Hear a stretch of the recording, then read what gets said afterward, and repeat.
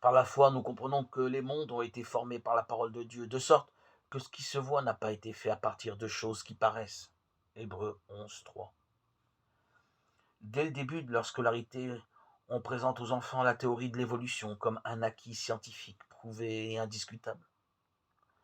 Ce n'est pourtant qu'une hypothèse, une théorie en crise, selon le titre du livre de Michael, biologiste australien.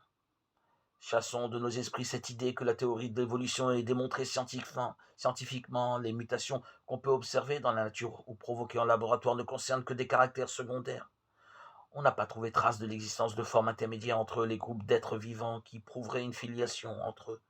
Surtout, aucun scientifique n'était capable d'imaginer un système possible d'évolution permettant à la vie d'exister à partir de matière inerte.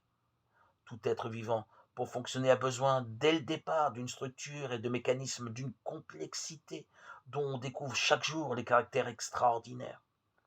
Pour que la vie existe et se développe, il ne suffit pas de l'existence de la matière et de l'énergie dans la nature, il faut un autre élément fondamental, un réseau très pointu d'informations qui ne peut venir que d'un être infiniment supérieur à l'homme.